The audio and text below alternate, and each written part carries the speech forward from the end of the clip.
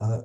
Before we get started with today's topic, let me ask you collectively if you have any questions of a halachic nature that you would wish to address.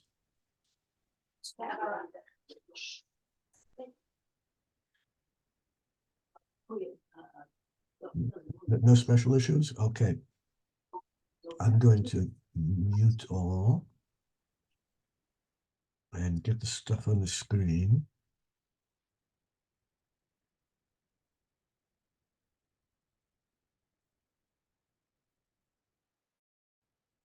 Topic for today is a happy topic. Simchat Chatan Kallah. Simchas Chatan Kallah, rejoicing with Chatan Kallah. Well, of course, all this is very nice. But let's see what the poskim, what the halacha has to say about this mitzvah. I'll begin with the Rambam. Rambam says, mitzvahs aseh shel divreihem. There's a mitzvah d'Rabbanan.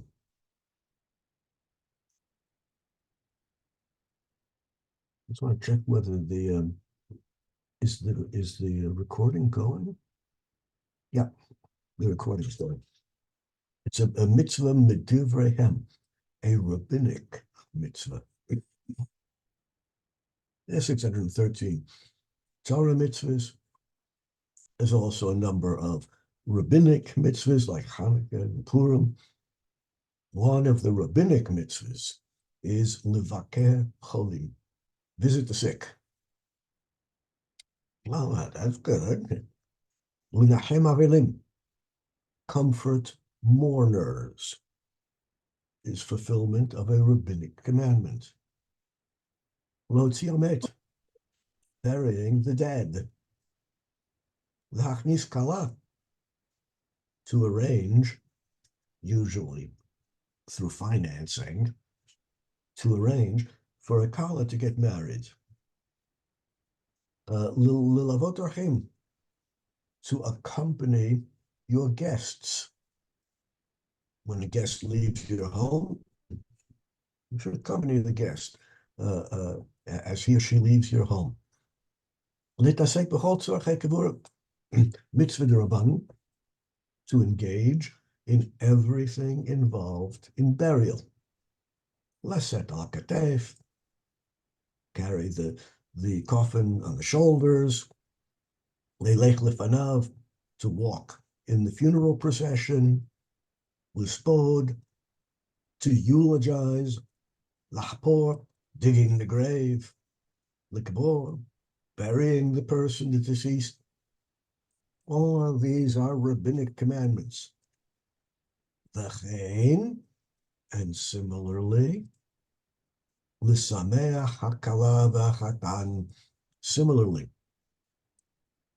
rejoicing with the Kallah and Chatan, that is a rabbinic commandment. L'sa'adam, to provide a meal for them. B'chol tzorcheihem, everything they need. Well, in the long list of rabbinic commandments, one of the list, the last one, the place of pride, the most important of the rabbinic commandments, the final one, is Simchas Chatan Kallah. Let me just make a comment about the Vav. Vav, the Vav prefix, everyone knows that the Vav prefix in Hebrew usually means and. But in truth, the Vav prefix is fairly vague in meaning. The Vav prefix means that two things are closely related. The relationship is usually this and this, but there are other meanings. There are other meanings of the word. For example, Queen Esther Hamalka, in in Megillah says, Ani v'na'arotai, I and my maidens, atzum, shall fast.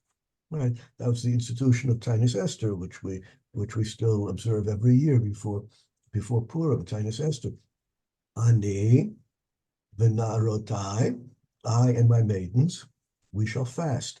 But the pasuk does not say natsum with a nun, we shall fast. It says atzum, I shall fast. Even though the subject is plural, I and my maidens, the verb is singular. So here, the vav does not mean and. If it meant I and my maidens, they don't have to say we shall fast.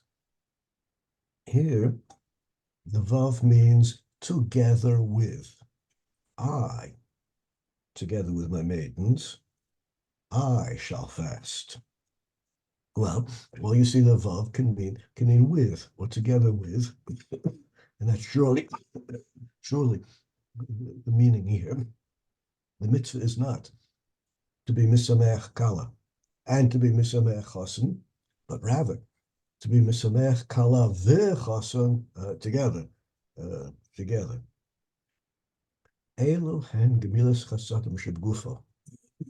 These are all examples: visiting the sick, comforting the mourners, burial, Simchas Chatan v'Kallah. These are all examples of chesed that you do with your body by doing things, which have no specific measure.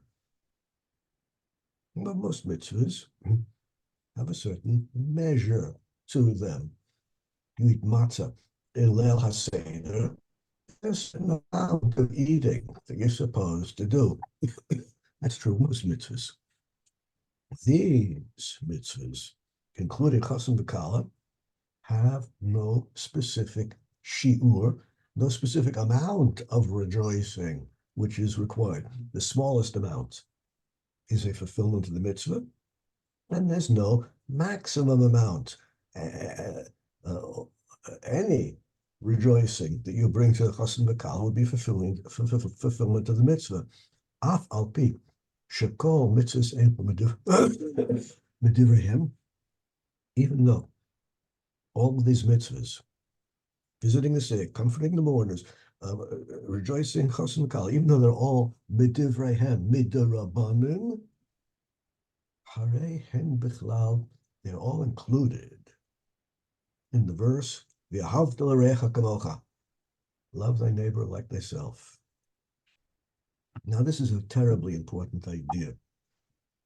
Let me explain. There's 613 commandments, everyone knows that. And among the 613 commandments is a prohibition to add any new commandments. Wow. If there's a prohibition to add any new commandments, the question immediately arises, how is it possible that there's a rabbinic commandment? Surely every rabbinic commandment must be a violation of the Torah's prohibition against adding any new mitzvahs to the Torah. But as the Rambam explains, although the obligation, the chiyuv, although the obligation to engage in these mitzvahs is derabanan, comforting the sick, visiting the sick, comforting the mourning, Simchas Chatan v'Kallah, although the obligation is derabanan, the kiyum, the fulfillment, is a real Torah mitzvah, v'ahavta l'recha kamocha. The rabbinic mitzvah imposes upon us a chiyuv, an obligation to fulfill one of the real 613 Torah commandments. And this is true about every rabbinic commandment, not only Is it true about every rabbinic commandment, which is a commandment to fulfill one of the true 613 commands? It's true about every minhag in the world. After all, any minhag should also be a violation of adding an extra commandment to the Torah, unless the minhag is a minhag to perform one of the 613 commandments of the Torah. And therefore, every minhag and every mitzvah d'Rabbanan must be rooted in the fulfillment of one of the real 613 commandments. Kol hadarim, everything, anything that you would want others to do for you. You would want visitors when you're sick. You would want comforters when you are mourning. Well, it's a mitzvah to provide this for others. And therefore, that's a fulfillment of Yehavta Recha Kamocha. Aseh ata otan la'achicha, shebetorah mitzvahs, to help others fulfill these mitzvahs is itself a mitzvah. Okay, so what do we learn from the Rambam? There is a mitzvah d'Rabbanan, a chiyuv, an obligation d'Rabbanan to rejoice with Chatan and Kallah. There's no minimum amount that's required, and there's no maximum beyond which you're no longer fulfilling the mitzvah. And every fulfillment is a kiyum, a fulfillment of V'ahavta Recha Kamocha. Okay, that's the Rambam. Now, we're of course interested in what the Shulchan Aruch says. After all, just because we have this lovely source in the Rambam does not necessarily mean that the later poskim embrace this position. Maybe there are other opinions among other great medieval authorities. Let's see what the Shulchan Aruch says. Here is the text. Here is the text of the Shulchan Aruch. Mitzvah l'sameach chosn v'kallah.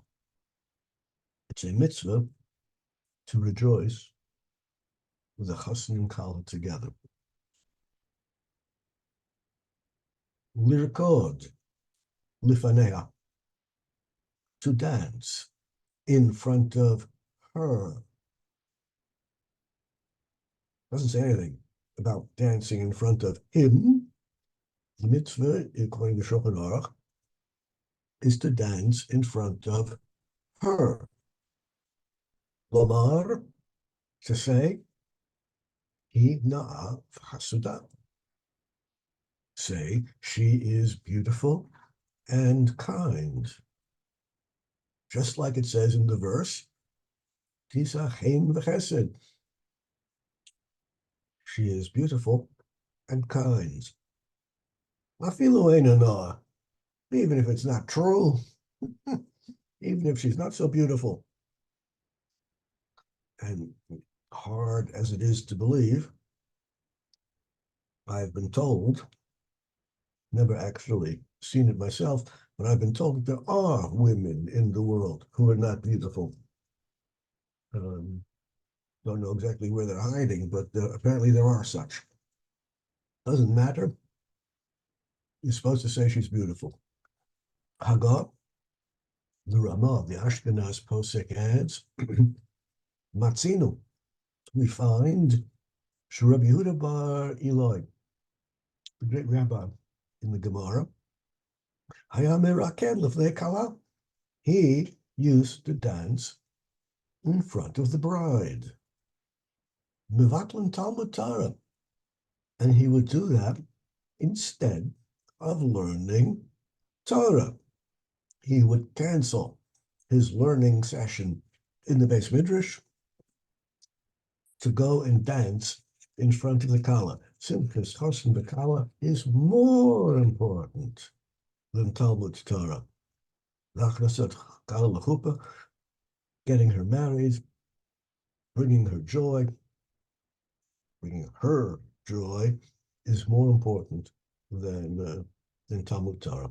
So Shulchan Aruch not only embraces the opinion of Rambam, but formulates the idea in an even stronger way. Now let's look at the principal commentaries on the Shulchan Aruch. Beit Shmuel, Katavatur. Beit Shmuel quotes the Tur.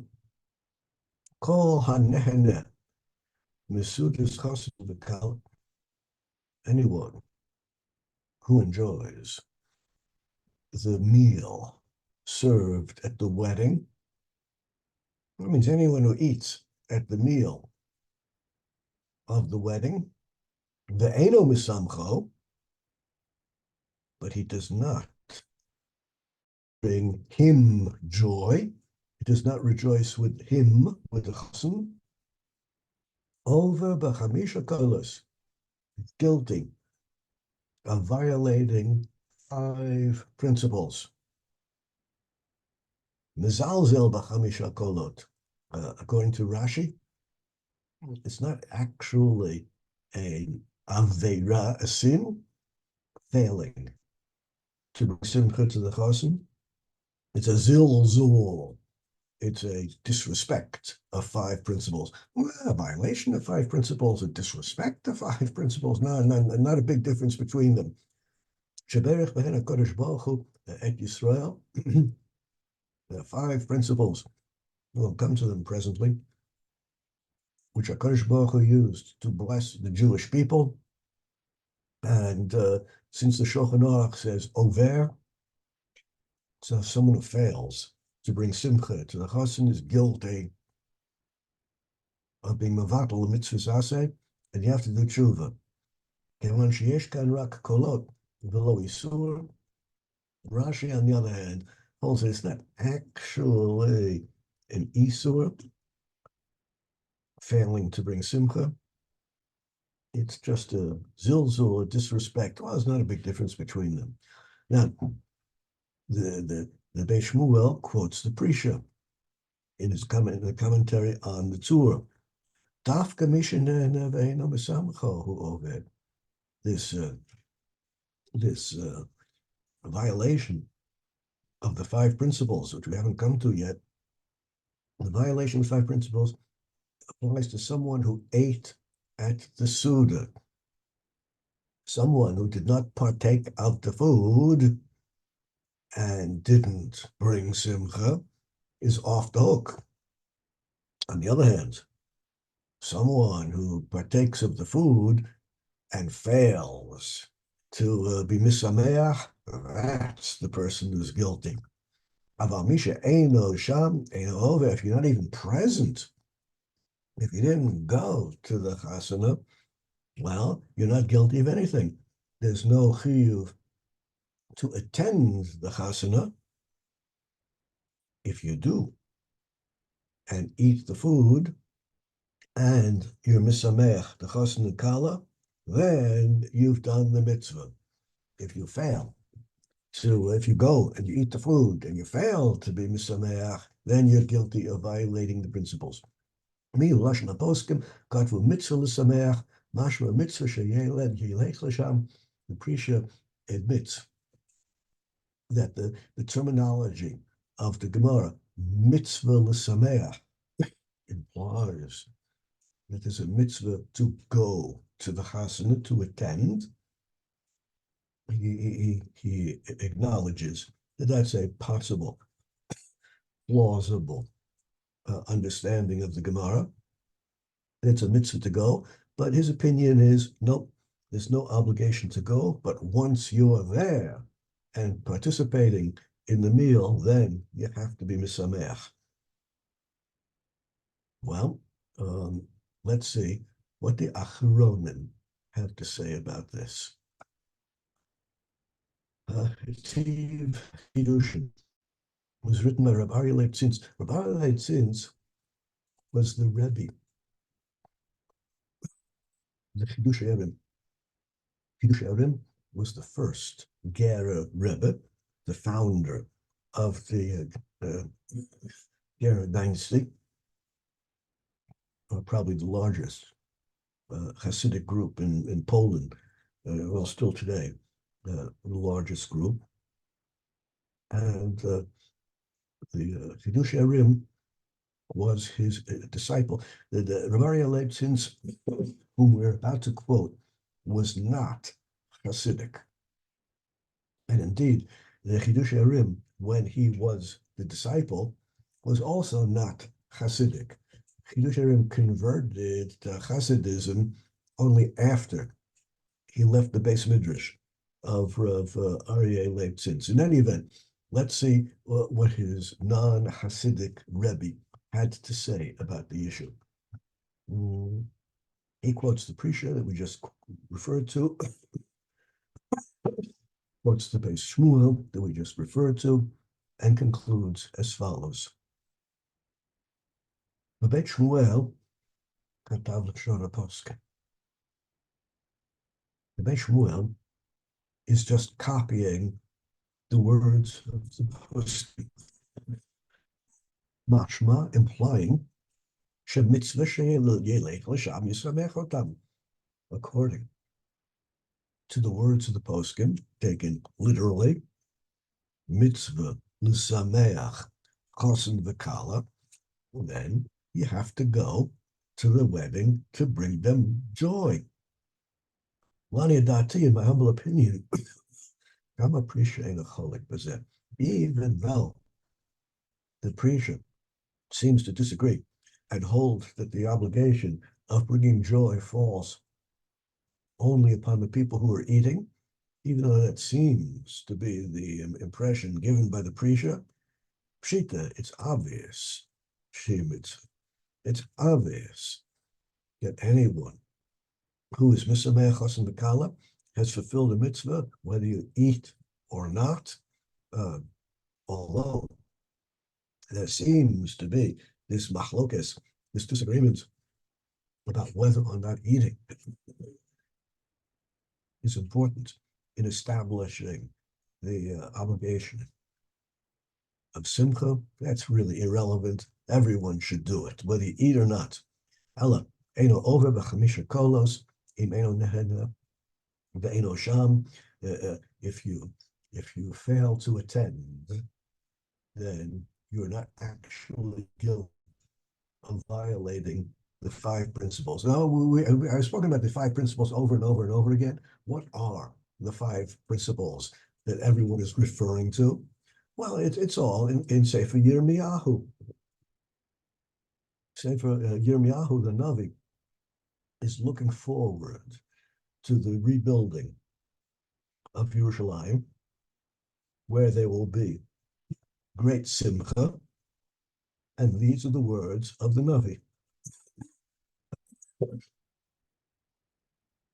Yirmiyahu.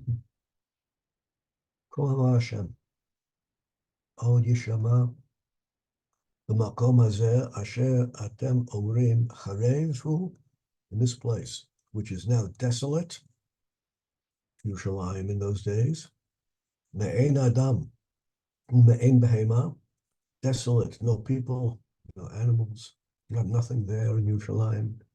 Bari Yehuda chutzos Yerushalayim, Hanashamas, me'ein adam, me'ein yoshev, me'ein behema, in the Eretz Yisrael, which is desolate, will be rebuilt.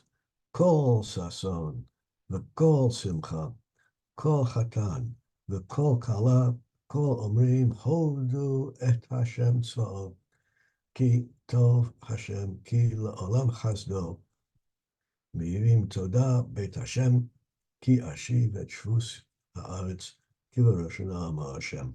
These are the 5 kolot, these are the 5 principles which we've been referring to.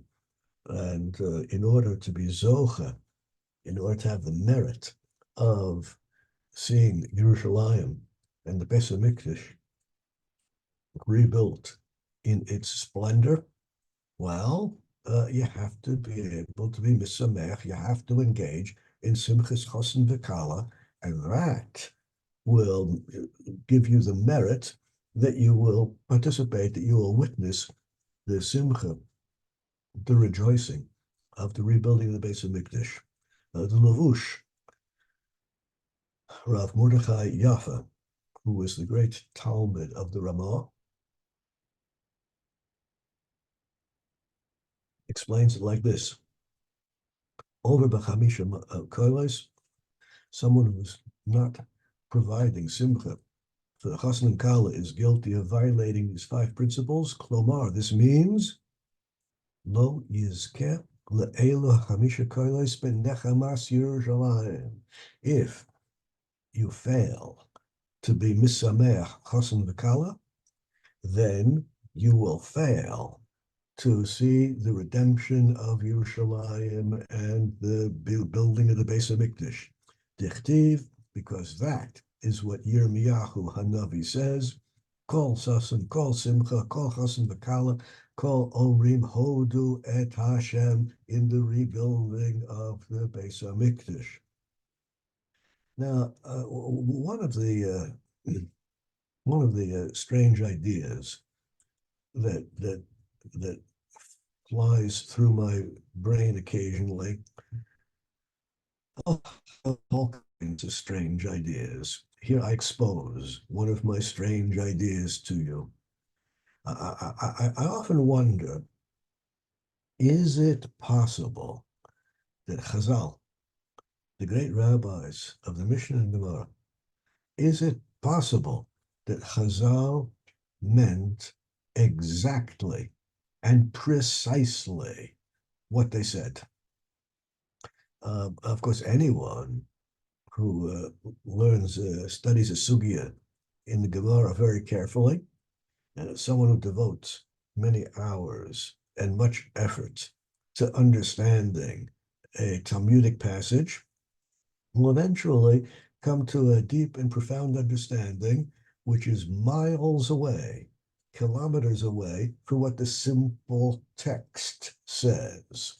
You'll have a much more profound understanding, which is different from the understanding you would have just reading the simple meaning of the words. And that's always true in rabbinic literature.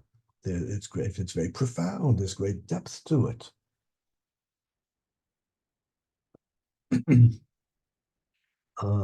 Nonetheless, I wonder whether or not it's possible that the text also means neither more nor less than what it exactly says. For example,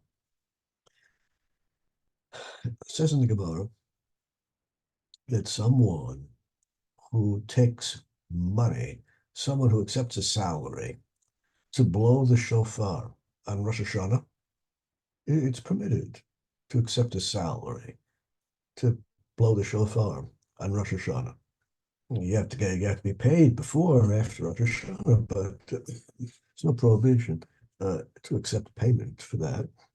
But the Gemara says someone who does it, someone who accepts payment for blowing the shofar on Rosh Hashanah, eino ro'eh siman bracha.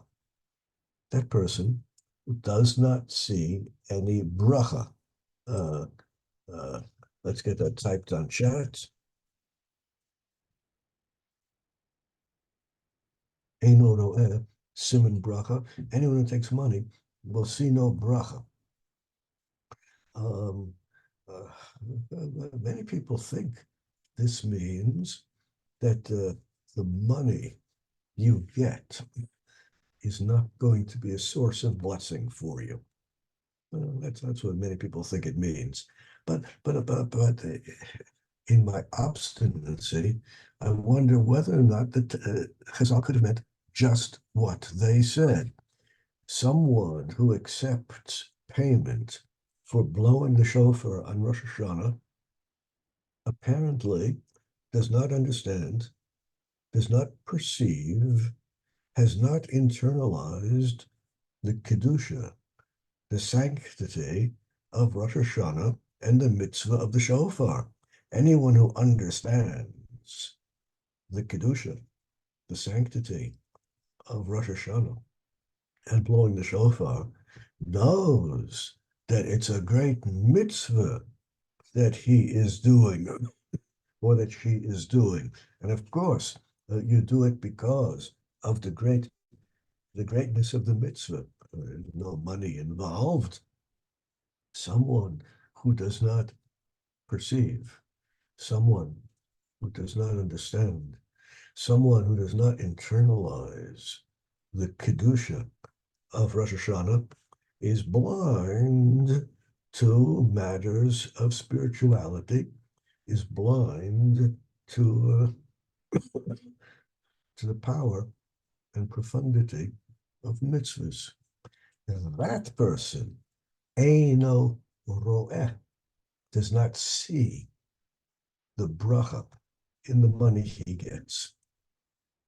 Of course, he got the money. Of course, the bracha, the bracha has rained down on him. Min hashamayim, he got paid. He bought all kinds of good things with the money. The bracha min hashamayim he got. Well, eino ro'eh etzeh. He does not perceive it as being shefa min hashamayim. Hanotel schar l'skoa b'shofar.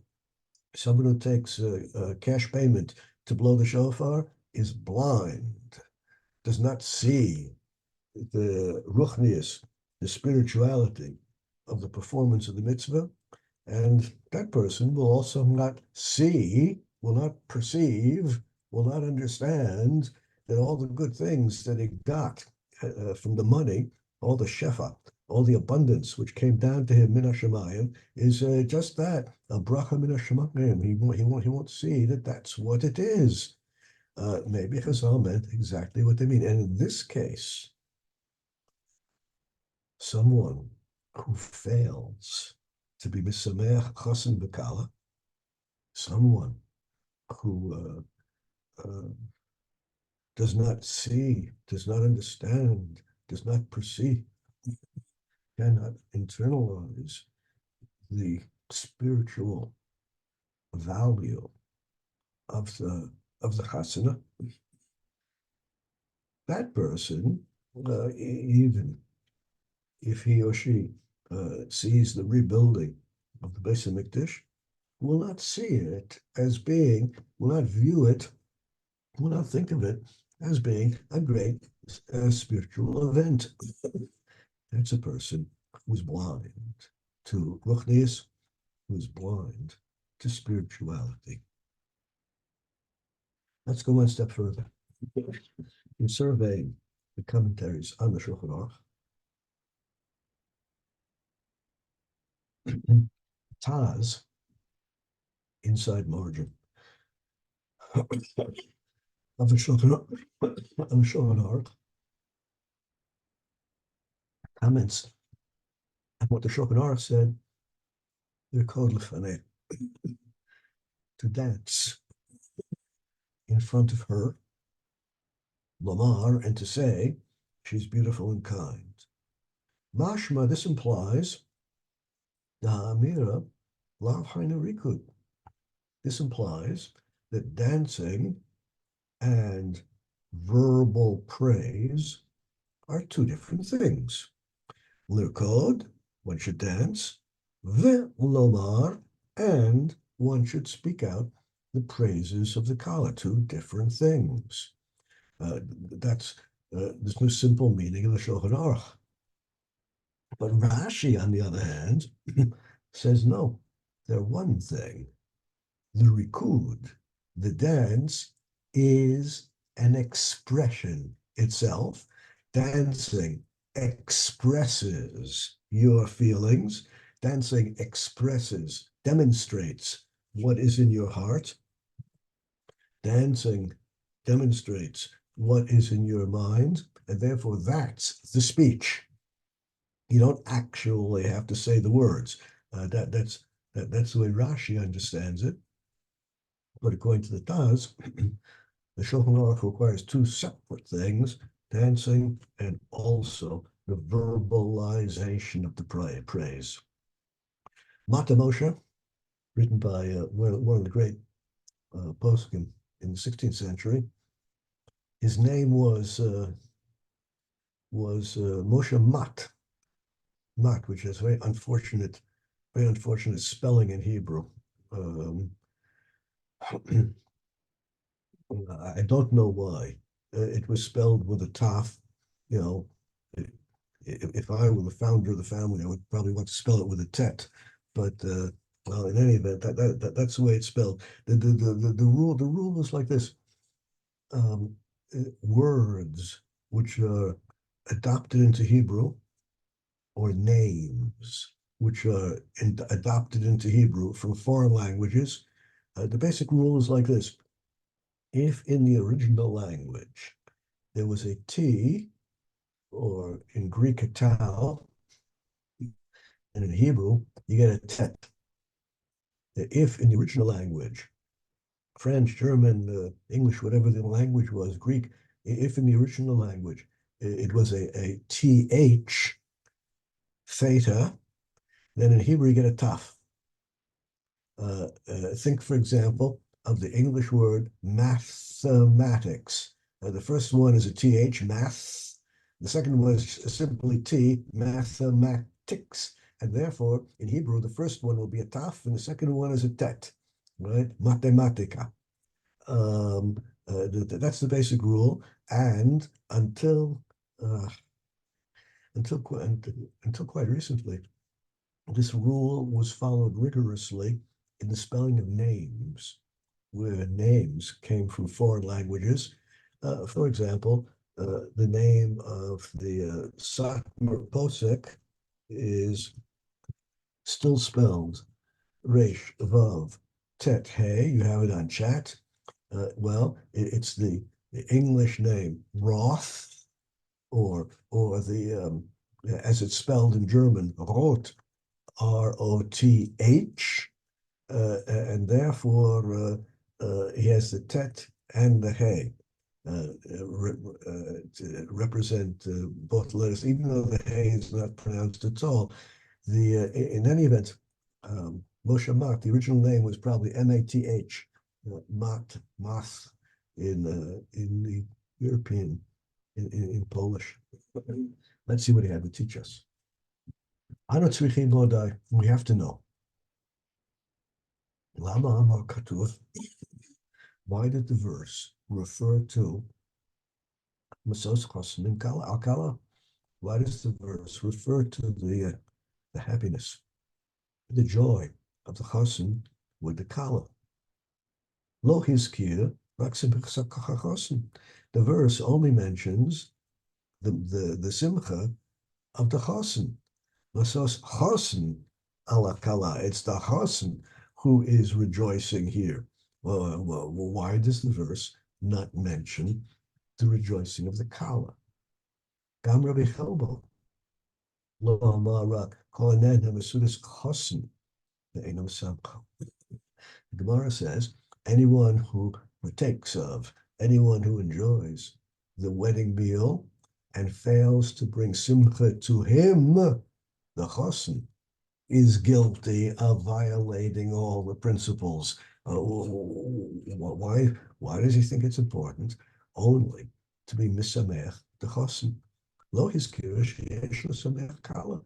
But why do the sources not speak about Simchas Kallah? Why do they all speak about Simchas Chosin? Al derech pshat, simple, straightforward explanation. Nira would seem it must be they meant what they said. The ikar, the primary mitzvah, is to bring simcha to the chosin, l'shabeach lehalel hakallah lefanav, to praise the kallah to him, to bring him simcha, telling him what a great kallah he got, kedei shetei chaviva alav, so that he will like her. Velote Kallah beinav lagasha. So it will not be, he will not take lightly the marrying of her and will not divorce her lightly. But women are always happy. The Kallahs are always happy with whatever chassan they get. Now, you might perceive here a little bit of what a failure of congruity. The view of chassan, the relationship between chassan and Kallah, the view of the Mated Moshe is not exactly the same as we expect today. According to him, he lived back in the 16th century, which is not so long ago. According to him, efforts must be made to make sure that he is going to like her. On the other hand, she's always happy with whoever she gets. She doesn't have any expectations. Now, as strange as this might seem, as strange as this might be to modern ears, such as yours and mine,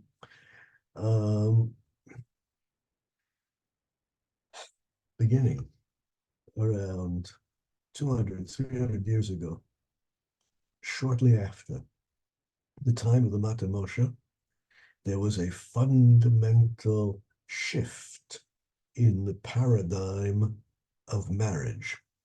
Marriage underwent a fundamental change shortly after the time period of the Mated Moshe. I explained to you the fundamental change which occurred. This was around the 17th century that the change began. Prior to the 17th century, in antiquity, in the Middle Ages, marriage had a number of components to it. Well, why did people get married? People got married for a number of reasons. Number one, for social stability. Marry someone who will give you a status in society. But number two, financial stability. Marrying someone who will bring livelihood to the family and have financial security. Number three, children.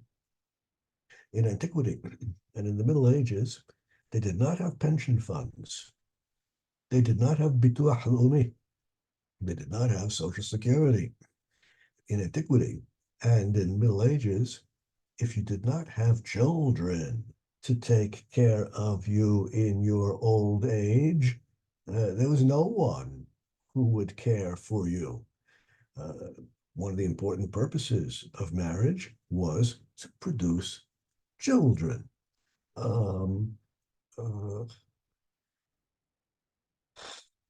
I have not mentioned romance. Romance that husband and wife should like each other was not an element of marriage in pre-modern times until around the 17th century or so. Yeah, I say 17th century, but modern times arrived in different places in the world at different times. Modern times did not arrive simultaneously everywhere in the world. There's still places in the world where the culture is medieval, like in my neighborhood. There's still places in the world which are still living in the Bronze Age. But when I speak about the 17th century being the beginning of modernity, that's true in most of Europe.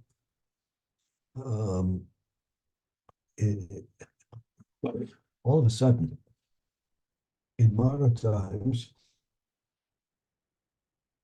romance entered the recipe for marriage, an expectation that husband and wife should like each other. Simultaneous with the introduction of romance into marriage And you'll notice in the Mata Moshe, there's no sense of romance at all. Simultaneous with the introduction of romance into the component of romance in marriage, some of the other components fell out from the recipe. For example, children in the contemporary world out there, having children, producing children is no longer thought of as being one of the components of what marriage is all about. Imagine for a moment two parents in antiquity, two parents in Middle Ages speaking with each other about their children. One could very easily imagine a conversation in antiquity or in the Middle Ages. One could very easily imagine a conversation between two parents. Oh, our children are wonderfully married, very, very prestigious social position, financially secure, producing one grandchild after another. Absolutely, but it's true they hate each other, but all is well. Socially secure, financially secure, children galore, all is well. Now one could very easily imagine two parents in modern times talking about their children. Oh, they're living in poverty. Married children are living in poverty. No children on the horizon, but at least they love each other. Ah, well, yeah, well, you see, those who are embedded in modernity, like us, have high expectations of romance in marriage. But please realize that that's the expectation of romance in marriage is very new.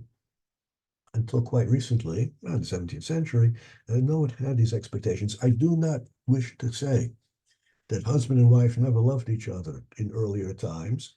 Of course it happened. And if it happened, that was a bonus, that was a plus, that was a good thing, but no one expected it to happen. And therefore, its failure was not a problem. No one expected romance in the marriage. And therefore, if there was none, well, it wasn't expected in the first place. And that's exactly what the Mata Moshe is telling us. She has no expectations of romance here. And if it happens, Ine Matov, that's a great benefit. But if it doesn't, well, doesn't have to. The modern marriage, on the other hand, which has high expectations of romance, the modern marriage with high expectations of romance, they have to like each other, failure of emotional closeness in marriage is a serious problem in modern marriages. The modern marriage is an emotional pressure cooker where a failure of emotional closeness creates great problems. That was not true in earlier times. Just think for a moment of the storyline of Fiddler on the Roof, and you'll understand exactly what I'm talking about. The story of Fiddler on the Roof is exactly that cusp of history where the previous generation was living in the old views of marriage, and the younger generation was living in with the new ideas of marriage.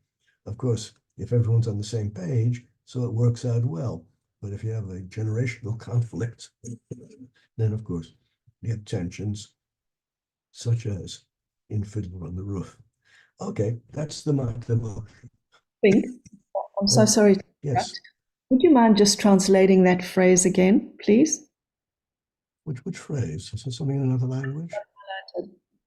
Hmm? One you've got highlighted. About Isha B'choldahu, but a woman with any little thing, kol shehu in Hebrew, kol shehu, the smallest little thing, nihale is fine for her.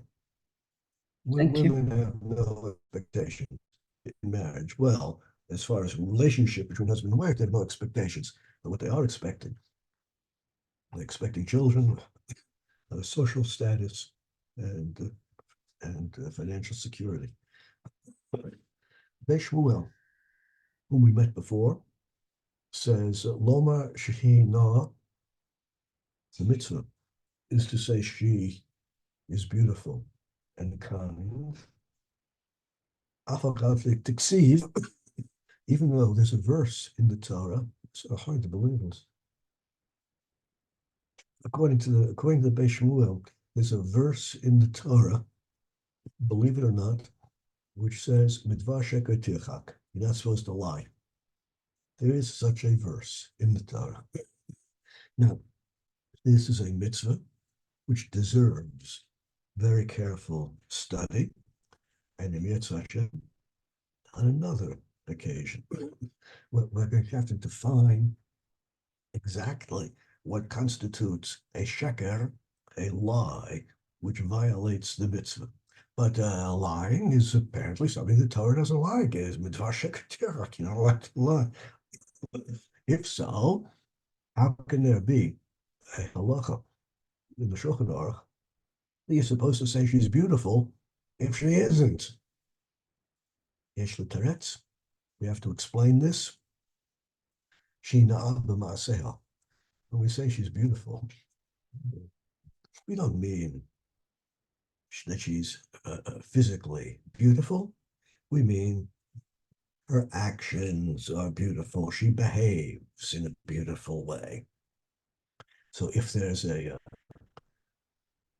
ambiguous statement, could be understood one way, physical beauty, or she behaves well. If there's some ambiguity in the statement, and one of the possible interpretations is correct, according to the Shmuel, you're off the hook for lying.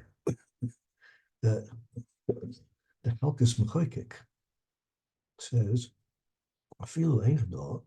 even if she is not beautiful,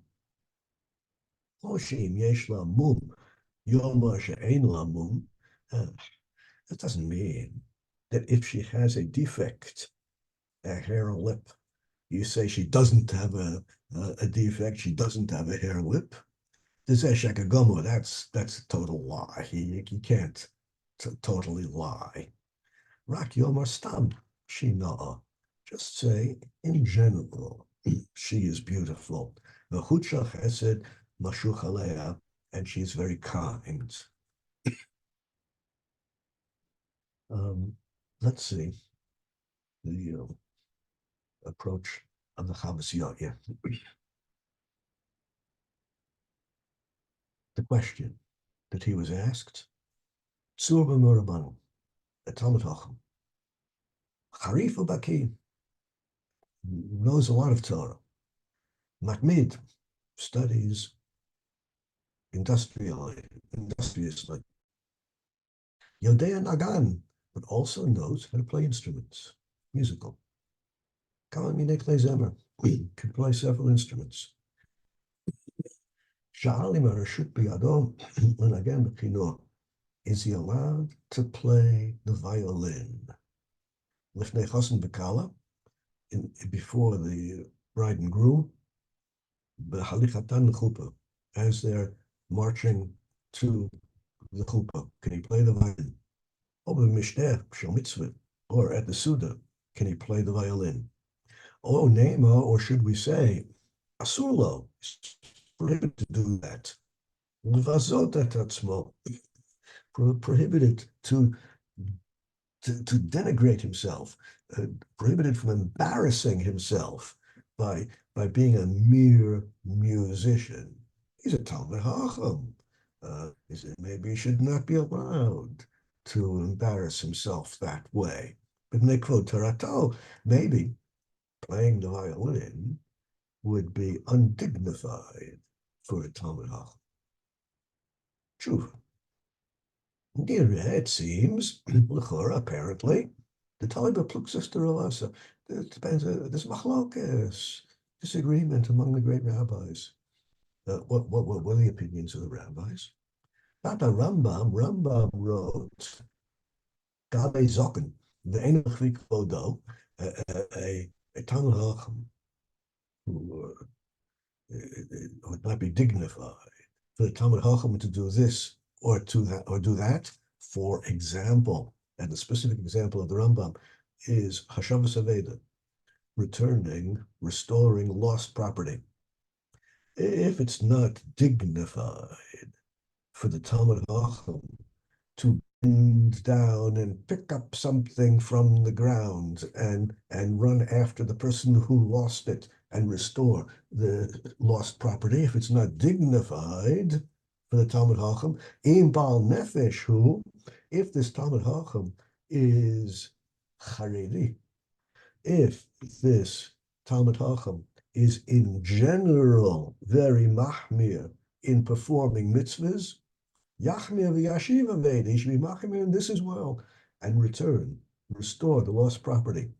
Gam yefrok v'yaton, even if it's a question of loading or unloading the donkey with someone else, if it's, even though it's not lefi kvodo, even though it's undignified for the Talmud Chacham to be engaged in loading or unloading the donkey, well, if in general this Talmud Chacham is machmir in the performance of mitzvahs, he should be machmir in the performance of this mitzvah as well and do it.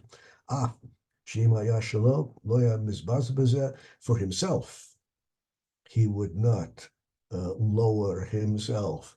He'd be too dignified to benefit himself by searching, stooping around and searching for a lost object. He wouldn't do it for himself, but for others, he should do it.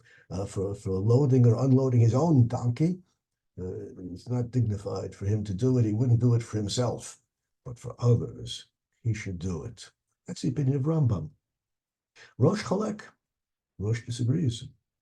Svirale, Rosh thinks, Deino Rashai levazot kvod tarato. The Talmud Chacham is not allowed to do anything undignified. Since min haTorah, he is exempt from restoring the lost property because it's dignified for him. Since min haTorah, he's exempt from loading or unloading the donkey, so he shouldn't do it. Machlokes, Rambam, the Rosh. Yesh Shlomo Nidan. How should we resolve the issue in our case of the Talmud Chacham who wants to be a musician at the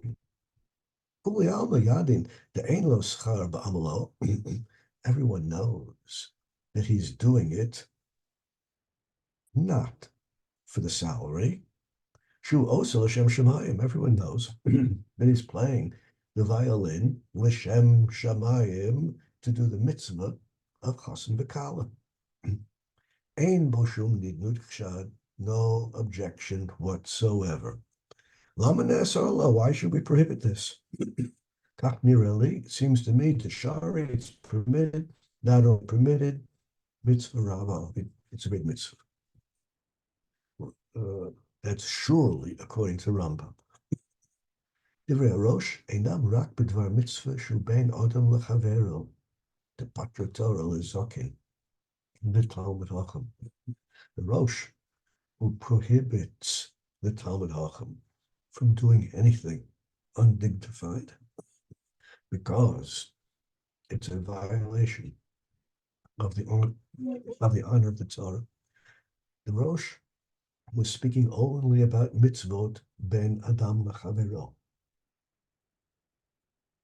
restoring lost property. loading or unloading someone's donkey for him or for her. Amru Chazal, Kol she'en betapel ba'aveda shelo, to'en u'parek b'shelo. That has to do with v'achavta l'recha kamocha. But mitzvahs sheben odom l'makom, a mitzvah which has to do only with spirituality, with connection to HaKadosh Baruch Hu, kol shekain, all the more so. The Talmud Chacham has to be machmir, and therefore even the Rosh would agree that it's correct for the Talmud Chacham to play the violin at the Chasana. Let's finish with one last point. The Ezma, the Kodesh, the Buchacha. Buchach was a town in Romania, and the Buchacha Rav, family name was Araman, but most people don't know that. They just call him the Buchacha. He's speaking about someone who partakes of the meal, Nira, Shemisha Omer Bracha, to Siddur Kiddushin, anyone who pronounces a blessing at the wedding, any blessing at all, by pronouncing the blessing, you have minimally fulfilled the mitzvah of bringing simcha to the Chatan and Kallah. Similarly, anyone who says Birkat Hamazon at the Suda and incorporates into the Rachamans a bracha for Chatan and Kallah, that brings simcha as well.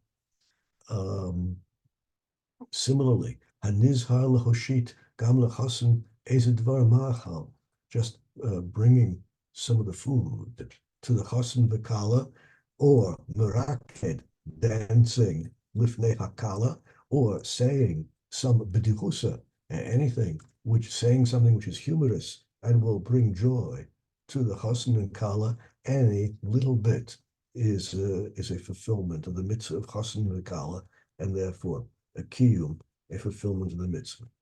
So these are the primary sources regarding Simchas Chatan v'Kallah in the words of the poskim.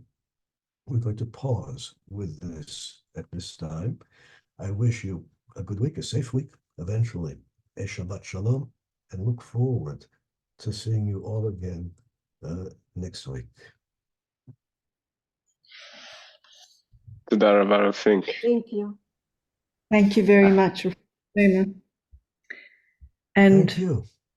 And that's the discussion of Yes. Midweker Tirchak. Can we do that soon? I love that idea. Oh, you like the idea? Oh, you want to lie? Okay. We'll talk about exactly what's in Yetz Hashem. We'll cover exactly what's permitted and what's prohibited as far as lying, sheker is concerned. Very good. We can do that. Can I just ask a Okay. quick to clarify? Sure. So if it still remains that you don't really have a chiyuv to go to the chasana, but once you go, then you have an obligation to. But there's no Right. to actually go. There's no chiyuv to go, but if you do go and provide simcha, it is a mitzvah. That's a mitzvah reshus, an optional mitzvah. There are plenty of optional mitzvahs in the Torah. If you choose to do it, it's a mitzvah. So how would that then apply to like the Talmid Chacham who goes to play the violin? Well, Oh, the question there, in pre-modern times, musicians, actors, there are a whole list of professions which were highly undignified. No one of social standing would dream of being an actor, a musician. These are socially disreputable positions. So the question here is not the Talmud Chacham being mevatel Talmud Torah, that we already established is correct. The Simchas Chatan v'Kallah is more important than Talmud Torah. Here the question is whether or not he can Himself. he can embarrass himself by doing that. Oh, how times have changed. Times have No. changed. Not really. Okay. No, I have a question on the Rambam at the top. You mentioned Chatan ve'Kallah or ve'Kallah, and you said the vav. I admittedly came partway through. You the saying vav probably means with meaning like to bring the together, Chatan and the together. Kallah together to each other. An act of simcha, which is misameach both of them. But not necessarily bringing like the Chatan Simcha to the Kallah or the Kallah Simcha to the Not Kallah. necessarily. The Chatan. Not necessarily. Sorry, I'm still stuck on that Talmid Chacham thing. Yes. So, other than that point that you just raised now, so yes, it established that it's appropriate for him to go, but should he go? It's appropriate for him to go. What he needs to do. As with every other mitzvah rishus, as with every other optional mitzvah, of course it's good advice to perform the mitzvah. Of course it's commendable. Of course it's advisable. Of course it's praiseworthy. Of course it's all kinds of good things, but that's not exactly the same as saying obligatory.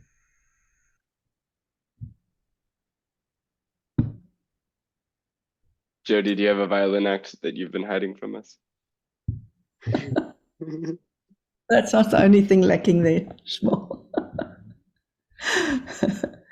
I don't know. You're learning from your Talmidei Chacham, learning from the Chacham.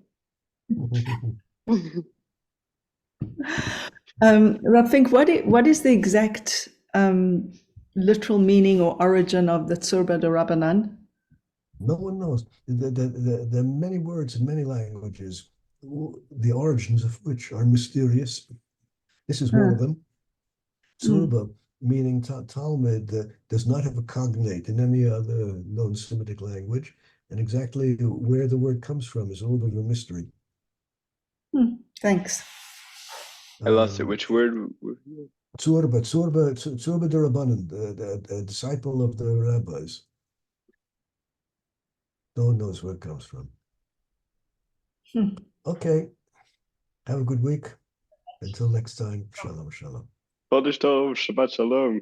Chodesh Tov coming up tonight, right? Oh, and Shana Tova, the Beit Shammai. Nachon. Nachon. Chodesh Tov v'Shana Tova. Amen. Chodesh Tov, Shana Tova. Thanks, Chodesh Tov.